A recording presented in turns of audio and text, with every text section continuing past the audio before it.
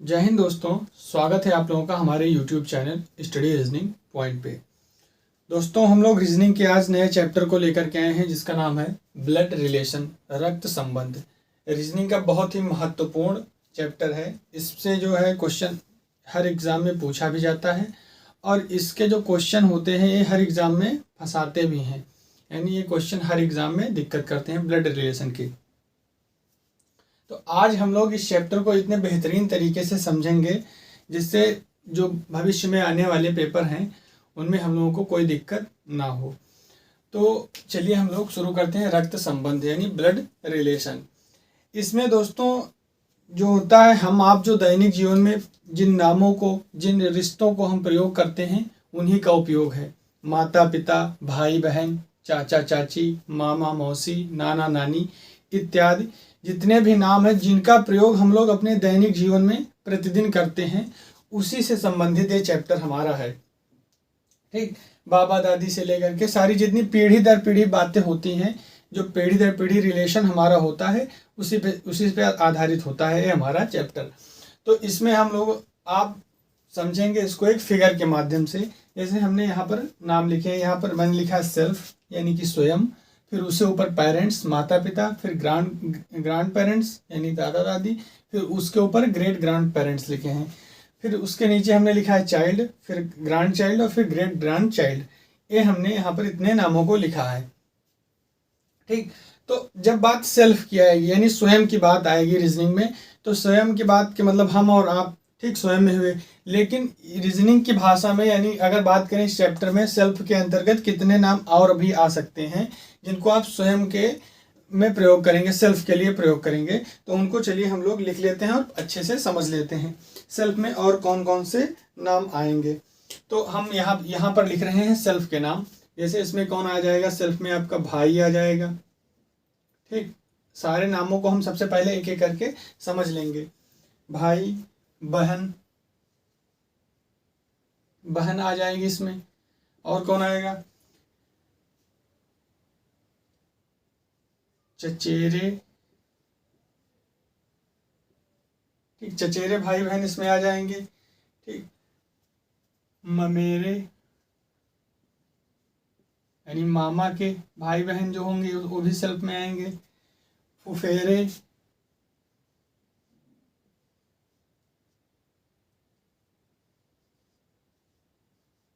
ठीक, फुफेरे यानी जो आपकी फूफू हैं या फूफा हैं उनके भाई बहन। और मौसेरे,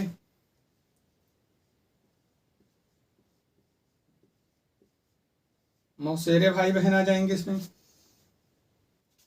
ये इतने कौन आएंगे, भाई बहन। ठीक, सेल्फ में यानी जब प्रश्न आगे जब पूछेगा, ठीक, इतने नामों के लेकर के बहन, भाई या चचेरे, ममेरे, फुफेरे या मौसेरे भाई बहन का प्रयोग करेगा, तब आप इनको सेल्फ वाली कैटेगरी में रखेंगे। ठीक, अभी आप समझते जाइए, जितने नामों को हम लिख रहे हैं उतने नामों को आप बस याद कर लीजिए कि वो किस कैटेगरी में आएंगे। और इसमें कौन आ जाएगा, इसमें आ जाएगा साला, सेल्फ में साली आ जाएगी। ठीक है, इसमें आ जाएंगे जीजा। और कौन आएगा, इसमें आ जाएगा देवर। और कौन आएगा, जेठानी आएगी इसमें।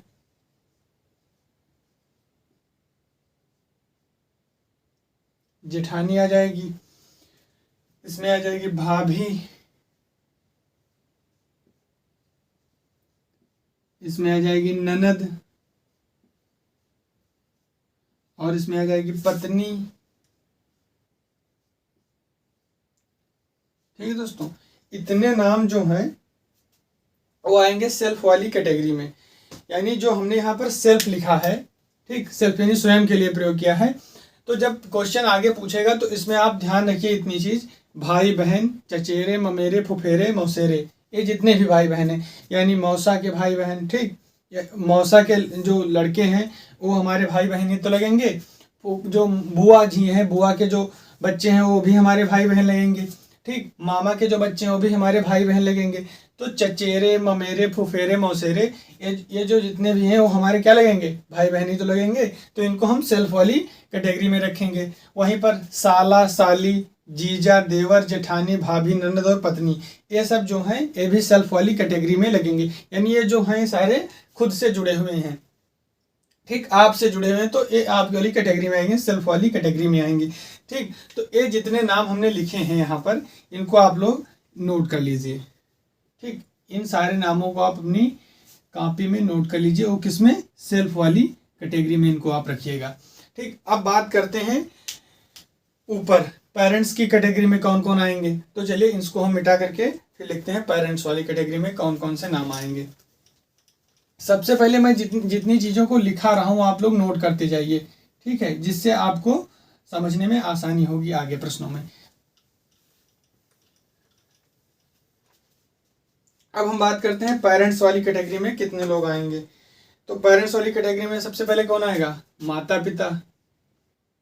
सबसे पहले कौन आएंगे, माता और पिता। फिर कौन आएगा, फिर आएंगे आपके चाचा चाची,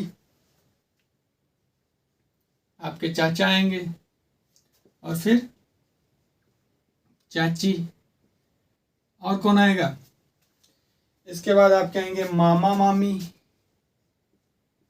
मामा मामी। ठीक, अब कौन आएगा, मौसा मौसी, मौसा मौसी। अब कौन आएगा, अब आएगा बुआ फूफा। ठीक, बुआ फूफा, इतने लोग हो गए। और कौन आएगा, सास और ससुर।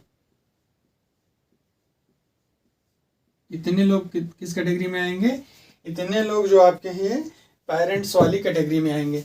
देखिए जो आपके माता पिता हैं, चाचा चाचा चाची, मामा मौसी, ये सब लोग किस में आते हैं, आपके पेरेंट्स में ही तो आएंगे। तो ये सारे लोग आप नोट करिए किसको, पेरेंट्स वाली कैटेगरी में।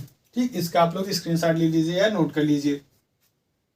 ये जितने नाम यहाँ पर हैं, माता पिता, चाचा चाची, मामा मामी, मौसा मौसी, बुआ फूफा, सास ससुर, ये सब लोग किस कैटेगरी में आएंगे, पेरेंट्स वाली कैटेगरी में आएंगे। ठीक है दोस्तों, नोट कर लिया। अब उसके ऊपर चलते हैं ग्रांड पेरेंट्स वाले में, यानी कि दादा और दादी रिलेशन पे। ठीक, तो अब उनको भी हम नोट कर लेते हैं कि इसमें कौन कौन से लोग आएंगे। इसमें आप नोट करिए कितने लोग आएंगे। इसमें आएंगे आपके 4 लोग। कौन, पहला तो आएगा दादा, यानी इसको आप बाबा भी कहते हैं, और दादी, ये 2 लोग हो गए। और कौन आएगा, आएंगे आपके नाना और नानी। यानी ये जो जितने नाम हैं ये सब हमसे और आप लोगों से संबंधित हैं, यानी जिनका प्रयोग हम लोग करते हैं, जो हमारे सगे संबंधी हैं उन्हीं का ही उपयोग, उन्हीं के नामों का जो है इसमें वर्णन होता है। तो हम लोग बस केवल समझना है कि किसको किस कैटेगरी में रखा जाएगा, जिससे आगे जो हम सवाल को करेंगे तो आसानी होगी।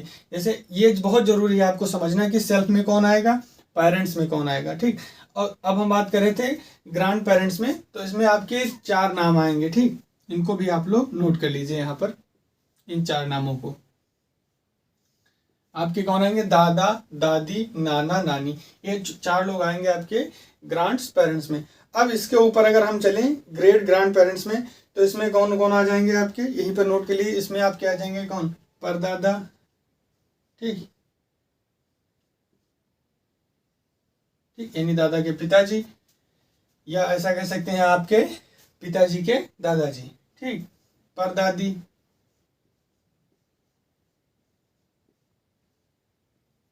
और कौन आएगा, परनाना,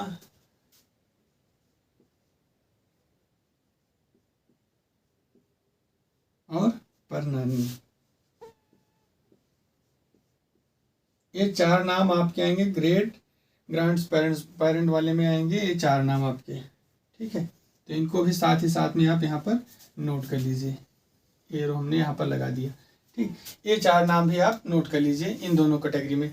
यानी ग्रैंड पेरेंट्स में आपके आएंगे दादा दादी, नाना नानी, और ग्रेट ग्रैंड पेरेंट्स में आपके परदादा, परदादी, परनाना और परनानी, ये 4 नाम आपके आएंगे इसमें। ठीक, अब हम लोग चल रहे हैं चाइल्ड पर, कि जो अब ये जो श्रेणी है, ठीक, यहाँ ऐसे आप समझ सकते हैं, ये जो सेल्फ है, अब ये आप ऊपर की पीढ़ी में चल रहे थे। ठीक, अपने ऊपर जनरेशन में जा रहे थे, यानी अपने से ऊपर वाली जनरेशन में माता पिता, फिर उसके ऊपर दादा दादी, उसके ऊपर परदादा परदादी, ये आप ऊपर वाली श्रेणी में मतलब पीढ़ी में चल रहे थे। अब आप चलेंगे नीचे श्रेणी में, नीचे पीढ़ी में, यानी बच्चों के बाद, फिर उनके बच्चों के बाद, फिर उनके बच्चों के बाद, यानी इस कैटेगरी में आप फिर नीचे को चलेंगे। ठीक, ऐसे समझिए आप लोग। तो अब चलते हैं चाइल्ड में कौन कौन से आएंगे। आप लोगों ने अगर इस चैप्टर को समझ लिया अच्छे से, जिस तरीके से समझा रहा हूँ आपने नोट कर लिया, तो आगे प्रश्नों में आपको कोई भी प्रकार की समस्या नहीं होगी। तो अब चाइल्ड वाले में के कौन कौन से लोग आएंगे। तो चाइल्ड में कौन आएगा, बेटा आएगा, ठीक, और बेटी आएगी, आपके चाइल्ड वाली कैटेगरी में आएंगे। इसमें आएगा आपका भतीजा, ठीक, यानी भाई का लड़का, और भतीजी,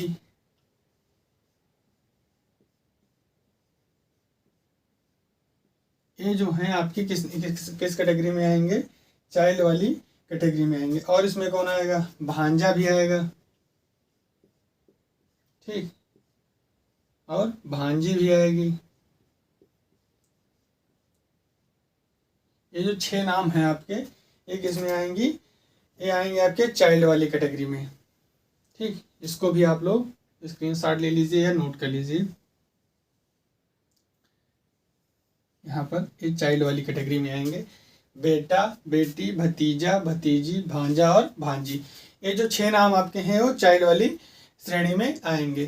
ठीक, अब चलते हैं ग्रांड चाइल्ड में, यानी इसके नीचे वाले में कि कौन कौन से नाम आएंगे। यानी आपके बेटे के बेटे, ठीक, तो उसको क्या कहते हैं, पोता, ठीक, पोती,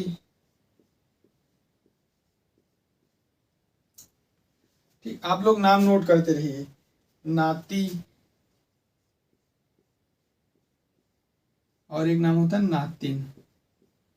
ठीक, ये जो नाम है ये आपके आएंगे ग्रेट ग्रैंड चाइल्ड में।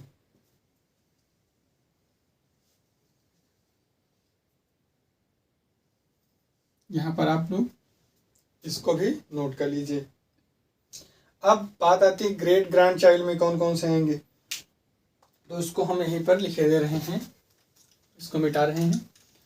आप लोगों को जितना नाम बता रहा हूँ मैं, बस आप लिखते चले जाइए और समझते चले जाइए कौन किस श्रेणी में आएगा।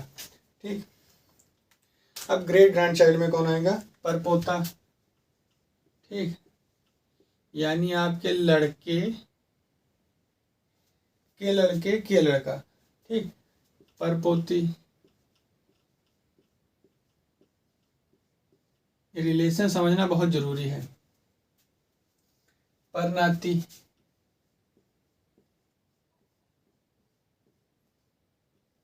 और फिर परनातिन। ये 4 नाम आपके किसमें आएंगे, ग्रेट ग्रैंड चाइल्ड में। ठीक, इसको भी आप यहीं पर नोट कर लीजिए। ठीक, ये चीज हो गया। हमने आपको यहाँ पर बताया सेल्फ के बारे में कि सेल्फ कैटेगरी में कितने नाम आएंगे, यानी आप खुद आएंगे, ठीक, मामा, मौसी, बुआ के लड़के या मतलब भाई या बहन आएंगे। ठीक, जितने नामों को था हमने यहाँ पर लिखाया। मैंने पेरेंट्स में बताया कि कौन कौन आएंगे, माता पिता आएंगे, चाचा चाची आएंगे, ठीक, बुआ फूफा ये सब आएंगे। ग्रैंड पेरेंट्स में मैंने बताया दादा दादी, नाना नानी आएंगे। ग्रेट ग्रैंड पेरेंट्स में मैंने बताया कि परदादा, परदादी, परनाना, परनानी आएंगी। वहीं अगर चाइल्ड की बात करें तो यहाँ पर बेटा, बेटी, नाती, ठीक, नातिनी आएंगी।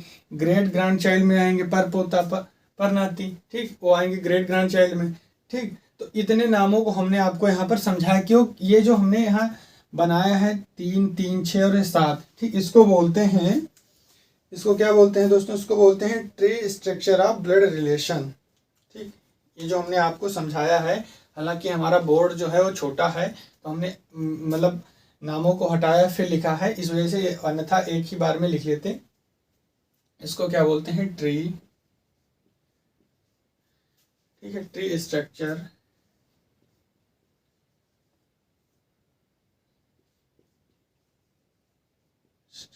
Of blood relation.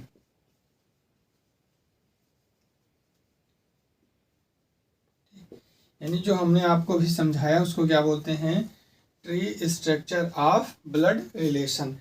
ठीक, यानी हमने अभी आपको शाखाओं के बारे में बताया, ठीक, पीढ़ियों के बारे में बताया कि जो कितनी पीढ़ियां ऊपर होती हैं, कितनी पीढ़ियां नीचे होती हैं। जिस तरीके से प्रश्न में आगे पूछेगा तो हमने आपको यहाँ पर समझाया है। ठीक, अब इतनी बात आपको समझ में आई, अब हम लोग आगे चलते हैं, इसी को आगे समझते हैं और अच्छे से। दोस्तों, हमने अभी समझा कि जो सेल्फ वाली कैटेगरी होती है उसमें कौन आएंगे, पेरेंट्स वाले में कौन आएंगे, और चाइल्ड वाले में कितने नाम आएंगे या कितने लोग आएंगे। ठीक, वहीं पर अगर बात करें इन शब्दों की इंग्लिश में, यानी आगे जब क्वेश्चन देगा तो अगर बात करेगा अंकल की या आंटी की या कजिन की या नेफ्यू की या नीस की या सिस्टर इन लॉ की या ब्रदर इन लॉ की, इन नामों की बात करेगा तो उसमें कितने कितने लोग आ सकते हैं। ठीक, अंकल में आपके चाचा चाची तो आएंगे, साथ में और कौन कौन लोग आ सकते हैं। ठीक, केवल अगर एक वर्ड दे तो आप एक वर्ड से आप वो कई लोगों के बारे में बता सकते हैं इंग्लिश में, जबकि हिंदी में आपको अलग अलग नामों से जानना पड़ेगा। और इंग्लिश में जैसे मान लीजिए उसने अंकल कहा तो अंकल में आपके चाचा, मामा, मौसा, ताऊ, फूफा सारे आएंगे। वहीं पर अगर आंटी की बात करा तो चाची, मामी, मौसी, ताई, बुआ आ जाएंगे। कजिन में आपके चचेरे, ममेरे, फुफेरे, मौसेरे, भाई बहन सारे आ जाएंगे। तो इस तरीके से हम लोग नोट कर लेते हैं कि कौन किस में आएगा, कितने नाम आएंगे। वो इंग्लिश में केवल वो एक ही शब्द का प्रयोग करेगा, अंकल।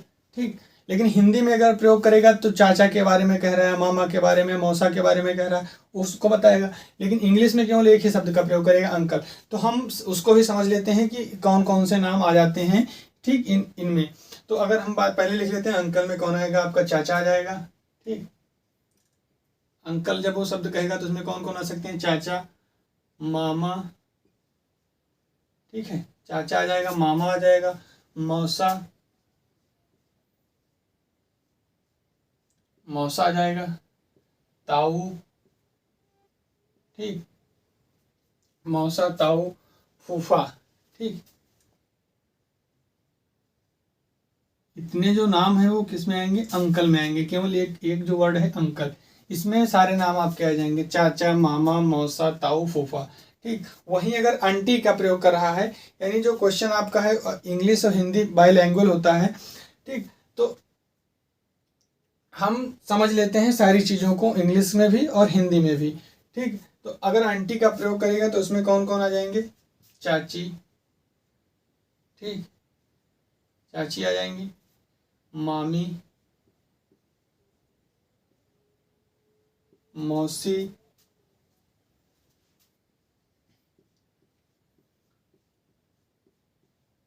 ताई और बुआ। इतने नाम आ जाएंगे आपके आंटी में। ठीक, आंटी वर्ड में आ जाएंगे। ठीक, अब कजिन की बात करें तो जो कजिन शब्द है इसमें आपके जेंडर का पता नहीं चलता। ठीक, अंकल में पता चलता है कि वो मेल जेंडर की बात कर रहा है, आंटी में फीमेल जेंडर की। लेकिन जो कजिन वर्ड है आपका, इसमें आप जेंडर आइडेंटिफाई नहीं कर सकते कि मेल की बात कर रहा है या फीमेल की बात कर रहा है। ठीक है, तो कजिन में आपके कौन कौन आ जाएंगे? चचेरे, ममेरे,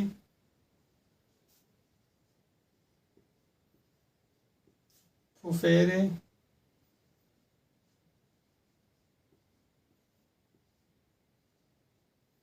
ठीक, मौसेरे,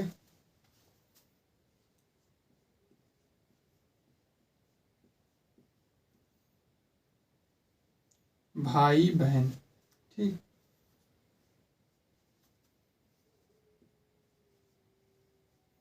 इतने नाम जो है आपके आ जाएंगे इस कजिन वाले वर्ड में। यानी कजिन में आपके चचेरे, ममेरे, फुफेरे, मौसेरे, भाई बहन आ जाएंगे। लेकिन इसमें आप जेंडर का पता नहीं लगा सकते। ठीक, अगर वही हिंदी में कहेगा तो आप समझ सकते हैं, ठीक। लेकिन अगर इंग्लिश में कजिन की बात करेगा तो आप नहीं समझ पाएंगे कि किस जेंडर की बात कर रहा है, मेल जेंडर की या फीमेल जेंडर की। अब नेफ्यू की बात करें तो नेफ्यू में आप क्या आ जाएंगे, भतीजा और भांजा, ठीक। आपका आ जाएगा भतीजा और भांजा, इतने आपके आ जाएंगे किसमें, नेफ्यू में। वही नीस वाले में क्या आ जाएंगे, भतीजी और भांजी, भतीजी और कौन, भांजी। इतने नाम आपके आ जाएंगे इस वर्ड में। अब सिस्टर इन लॉ और ब्रदर इन लॉ में कौन कौन से नाम आएंगे, तो यहाँ हम दोस्तों इसको मिटा रहे हैं, ठीक। आप लोग स्क्रीनशॉट ले लीजिए। तो सिस्टर इन लॉ में आप क्या आ जाएंगे, भाभी, ठीक। इंग्लिश का एक वर्ड और हिंदी में कितने नाम हो जाते हैं। आप इंग्लिश वालों को काफ़ी आसानी होती है, उन्होंने क्या किया, एक नाम केवल अपना पढ़ा, ब्रदर इन लॉ या सिस्टर इन लॉ या कजिन या आंटी अंकल, तो उनको आसानी होती है। लेकिन हिंदी वालों को समझने में थोड़ा दिक्कत होती है क्योंकि उनको कई नामों को पढ़ना होता है, ठीक है। जैसा हमने अभी लिखा है, तो सिस्टर इन लॉ में आ जाएंगे आपके भाभी, ननद, ये सब सारे नाम सिस्टर इन लॉ में आएंगे। भाभी हो गया, ननद हो गया, ठीक। जेठानी, जेठानी, देवरानी,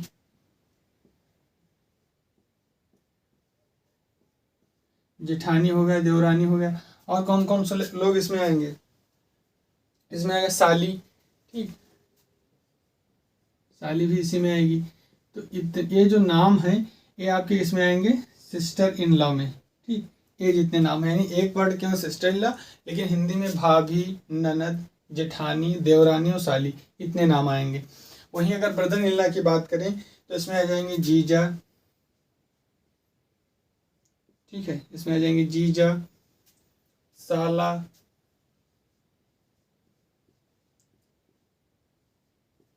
जीजा, साला, जेठ, देवर और साढ़ू,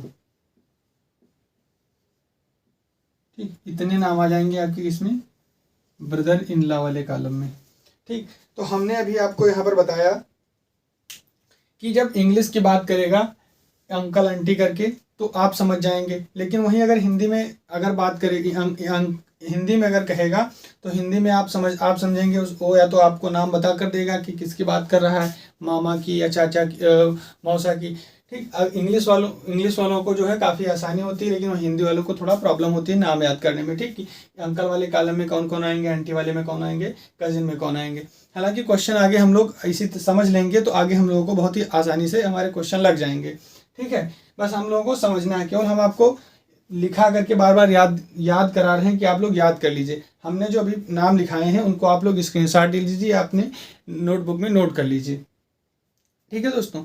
और एक चीज़ यहाँ पर हम आपको महत्वपूर्ण बता दे रहे हैं, यहाँ पर जो आप जेंडर का पता किसी के नाम से नहीं लगा सकते जब तक कि वो प्रश्न में कहे ना, ठीक। यानी अगर वो किसी का नाम दे रहा है, मान लीजिए कोई रमेश, राकेश, ठीक, कुछ भी नाम दे रहा है, तो उससे आप उसके जेंडर का पता नहीं लगा सकते।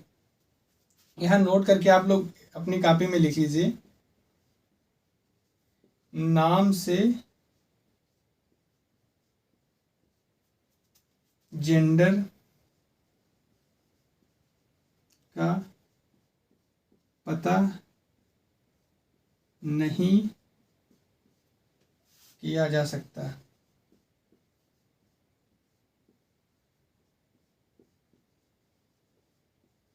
ठीक है दोस्तों, इतनी बात आप अपने नोट में लिख लीजिए साइड में। अगर वो किसी का नाम दे रहा है तो उससे आप उसके जेंडर का पता नहीं कर लगा सकते हैं। चलिए आगे और भी समझते हैं हम लोग। यहाँ पर दोस्तों हमने दो शब्द लिखे हैं, मैटरनल और पैटर्नल, ठीक, दो शब्द लिखे हैं, मातृवंश और पितृवंश। इसका क्या अर्थ है, इसका भी आगे आपको काफ़ी उपयोग मिलेगा। जब आप क्वेश्चन करेंगे तो आपको आंसर में मिलेगा कि मैटरनल है, पैटर्नल है, ठीक, इसका उपयोग काफ़ी मिलेगा क्वेश्चन में, तो इसको भी यहीं पर हम समझ लेते हैं। इसका मतलब हुआ माता, ठीक, या आप मम्मी लिख सकते हैं, मम्मी की तरफ से, यानी जो भी रिलेशन माता से संबंधित होगा, ठीक, मम्मी से संबंधित यानी मम्मी के नानी या नाना या मामा, ठीक, तो माता से जुड़ा रिलेशन जो होगा मदर के साइड से, उसको आप मैटरनल कहेंगे, ठीक है। वहीं पर अगर पैटर्नल की बात करें तो इसका मतलब हुआ पिता, ठीक है, ठीक है, पापा। तो इसका मतलब हुआ कि जैसे मान लीजिए पिता के लड़के, ठीक, लड़के का लड़का के लड़का, तो इससे जो या पिताजी से जो संबंधित है रिश्ता, तो उस परिप्रेक्ष्य में आपको पैटर्नल कहना पड़ेगा, यानी आंसर में आपको पैटर्न दिया जाएगा। इसका मतलब हुआ कि पिता की तरफ से, ठीक। पैटर्नल का मतलब पितृवंश का मतलब हुआ कि जो संबंध निकला है या जो संबंध जुड़ा है वो पिता की तरफ से है। वहां पर अगर मैटरनल की बात कर रहा है तो मैटरनल का अर्थ हुआ कि माता की तरफ से संबंध है, यानी जो संबंध है ये माता की तरफ से जुड़ा हुआ है। वहीं पर अगर पैटर्नल की बात करें तो ये जो संबंध है वो पिता की साइड से है। इतनी बात भी आप लोग नोट कर लीजिए अपनी कॉपी में, ठीक। काफी महत्वपूर्ण बात है ये कि जो मैटरनल क्या होता है, जो हमारी मम्मी है उनसे, उनकी तरफ से जो संबंध जुड़ता है वो मैटरनल हो गया, और पैटर्नल यानी जो पिता की तरफ से संबंध जुड़ता है, यानी चाचा, ठीक है, चाची, ये जो पिता के तरफ से होता है, बाबा दादी, तो ये पैटर्नल हो गया। इसको भी आप लोग नोट कर लीजिए। फिर हम अगले पॉइंट पे चलते हैं। दोस्तों अगला हमारा पॉइंट है जेंडर का, ठीक है, कि जो जेंडर है उसके लिए हम कैसे कौन कौन से सिंबल का प्रयोग करेंगे, ठीक है। जेंडर को भी हम लोग समझ लेते हैं। अगर मान लीजिए पुरुष जेंडर है, ठीक, पुरुष है, उसके लिए हम लोग प्रयोग करेंगे प्लस का चिन्ह, ठीक। जो भी आगे प्रश्न हम लोग लगाएंगे तो अगर प्रश्न से ये बोध हो रहा है कि ये पुरुष है तो उसके लिए हम उस प्लस चिन्ह का प्रयोग करेंगे। वहीं पर अगर बात करें वो महिला की, ठीक है, महिला की अगर बात करें तो इसके लिए हम कौन सा चिन्ह लगाएंगे, माइनस का, ठीक। ये भी बात आप नोट कर लीजिए, आगे काफ़ी यूजफुल है। अगर पुरुष है तो उसके लिए हम प्लस चिन्ह लगाएंगे, अगर महिला है तो उसके लिए हम माइनस चिन्ह का प्रयोग करेंगे, ठीक। अब दोस्तों अब आगे चलते हैं। साथियों यहाँ पर दो शब्द हैं, सेम जनरेशन और डिफरेंट जनरेशन, ठीक। ये क्या होता है इसको भी समझिए।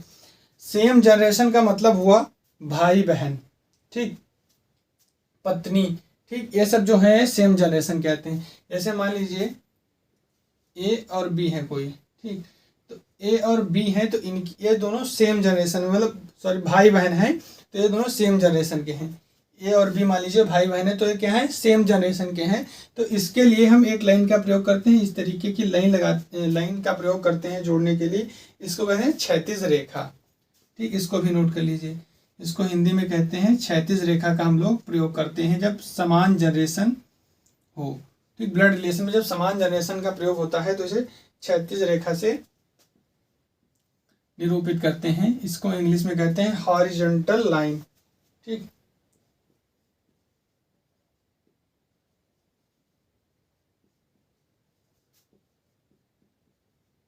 ठीक, हॉरिजॉन्टल लाइन। वहीं पर अगर डिफरेंट जनरेशन की बात हो रही है, मान लीजिए माता पिता की पिता और बेटे की बात हो रही है, मान लीजिए ए पिता है और बी उसका बेटा है, ठीक।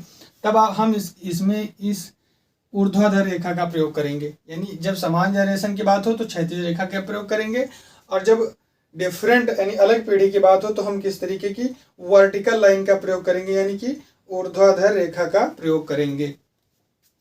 ये कौन सी रेखा हो जाएगी हमारी, वर्टिकल, ठीक, यानी ऊर्ध्वाधर रेखा।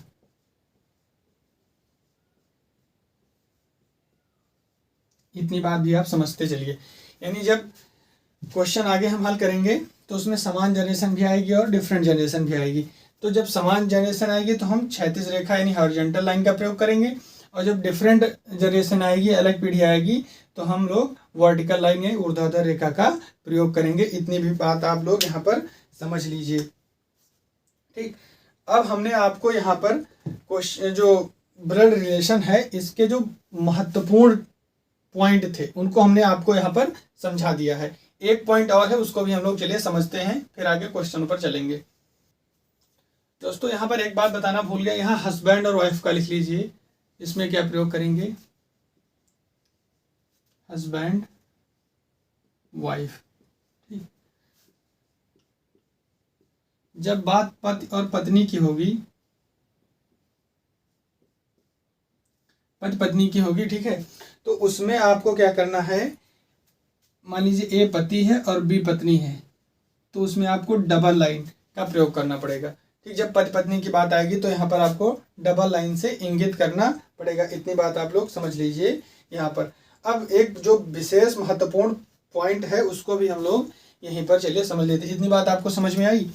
ठीक, हमने आपको तीनों चीज़ों को बता दिया था किस तरीके से आप उसको लिखेंगे। अब यहाँ पर जैसे एक प्रश्न है जो कि बहुत ही महत्वपूर्ण है, इसको समझना पूरे ब्लड रिलेशन चैप्टर में जो कंफ्यूज करता है वो यही पॉइंट है जिसको मैं बताने जा रहा हूँ। इसको आप बहुत ध्यान से समझना। ठीक है, मान लीजिए यहाँ पर एक पॉइंट लिखा है, ए बी का भाई है, भाई है। ठीक, इतनी बात क्यों लिखी हुई है, ए इज ब्रदर ऑफ बी। तो अब यहाँ पर आप बताइए कि किसके, इसमें आपको किसका जेंडर क्लियर हो रहा है, यानी किसके जेंडर का पता लग रहा है और कौन किसका भाई है। तो आप प्रश्न करिए, प्रश्न से, प्रश्न कह रहा है ए बी का भाई है, तो आप प्रश्न से ही प्रश्न करिए और आप अपना उत्तर निकाल लीजिए। कह रहा है ए बी का भाई है, ए कौन है, बी का भाई है, ए बी का क्या है, भाई है। इतनी बात में अब यहाँ पर जेंडर किसका क्लियर हो रहा है, ए किसका भाई है, बी का भाई है, बी का भाई है कौन, ए। तो अगर भाई है तो ये कौन होगा, प्लस होगा, यानी कि ये पुरुष होगा। ठीक, इसके लिए प्लस चिन्ह लगा। बी का, ए का जेंडर क्लियर हो रहा है, लेकिन बी का जेंडर यहाँ पर क्लियर हो रहा है, नहीं हो रहा है। बहन का भी भाई हो सकता है और भाई का भी भाई हो सकता है बी। ठीक, बी का जेंडर तो नहीं, कह रहा है ए बी का भाई है, बी का भाई है कौन, ए। तो ए भाई है तो इसका तो जेंडर कंफर्म है ना, बहन तो नहीं बोला है, भाई बोला है ना।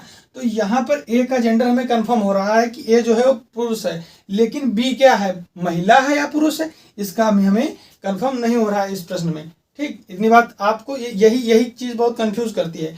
प्रश्न कह रहा ए बी का भाई है, तो आप इसको बार बार दोहराइए, यानी प्रश्न से प्रश्न करिए कि कौन किसका भाई है। प्रश्न से ही आप जब प्रश्न करेंगे तभी आपका उत्तर निकल के आएगा। प्रश्न ने कहा ए बी का भाई है, ए बी का भाई है, बी का भाई है, बी का, ए जो है बी का भाई है। इतनी बात आप समझिए। तो बी का भाई कौन है, ए है, तो ए भाई है तो कौन हुआ, पुरुष हुआ। तो यहाँ पर ये बात, इतनी बात आप लोग समझ गए। लेकिन हमें इसका जेंडर क्लियर नहीं है क्योंकि ये बहन भी हो सकती है और भाई भी हो सकता है।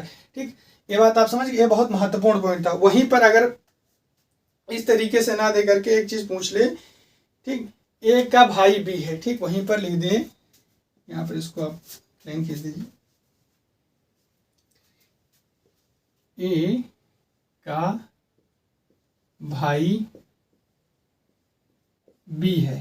ठीक, उस तरीके से ना दे करके इस तरीके से दे, तो अब इसमें आप किसका जेंडर कंफर्म कर पाएंगे। कह रहा है ए बी का, ए का भाई बी है, तो अब इसमें आप बताइए किसका जेंडर क्लियर हो रहा है। कह रहा है ए का भाई बी है, ए का भाई बी है। प्रश्न से प्रश्न करिए, ए का भाई बी है, समझ गए ना। ए का भाई कौन है, बी है, किसका भाई है, ए का भाई है। तो जेंडर किसका क्लियर हो रहा है, यहाँ पर बी का जेंडर हमें पता चल रहा है कि ये भाई है किसका, ए का। लेकिन ए कौन है, पुरुष है या महिला है, इसका जेंडर हमें क्लियर नहीं हो रहा। अभी हमने ये जो मैं रेखा खींच रहा हूँ इसके बारे में हमने आपको बताया कि ये जो बात कर रहा है वो समान जनरेशन की बात कर रहा है, भाई की बात कर रहा है या बहन की बात कर रहा है, तो उसके लिए हम क्षैतिज रेखा का प्रयोग करेंगे। ठीक है दोस्तों, इतनी बात आपको समझ में आई। यानी यहाँ जब ये जो पॉइंट मैंने आपको बता रहा हूँ यही कंफ्यूज करता है आगे प्रश्नों में। ए बी का भाई है, ए बी का भाई है। ठीक, जब आप क्वेश्चन को धुनेंगे मन में अच्छे से, तभी आपका आंसर निकल के आएगा। ए जो है बी का भाई है, हमें पता चला कि बी का भाई कौन है, ए है। कह रहा है ए का भाई बी है, ए का भाई कौन है, बी है। ए का भाई बी है, ए का भाई बी है, तो बी भाई है, तो भाई है तो बहन कह नहीं रहा, भाई कह रहा है तो पुरुष ही होगा। लेकिन ए क्या है, ए हमें कंफर्म नहीं है। इतनी बात समझ में आई? ठीक है दोस्तों, उम्मीद करते हैं कि जितनी बात हमने आपको यहाँ पर समझाई है वो आपको सारी चीज़ें समझ में आई होंगी। ठीक है, अब आपको मिलते हैं कल की क्लास में अच्छे अच्छे प्रश्नों के साथ, और जो भी पॉइंट छूट गए हैं उनको भी हम कल की क्लास में अच्छे से समझ लेंगे। हमने जितना भी आपको बताया है उतना आप लोग अपनी कॉपी में नोट कर लीजिए और याद भी कर लीजिए। ठीक है, आपको मिलते हैं कल की क्लास में। अगर आपको कोई समस्या होती है या किसी चीज़ को आप नहीं समझ पाए हैं तो नीचे कमेंट कर देना, मैं आपको अच्छे से और समझाने का प्रयास करूँगा। अगर वीडियो अच्छा लगा हो तो लाइक करिए, चैनल को सब्सक्राइब करिए। मिलते हैं कल की क्लास में, तब तक के लिए जय हिंद, नमस्कार।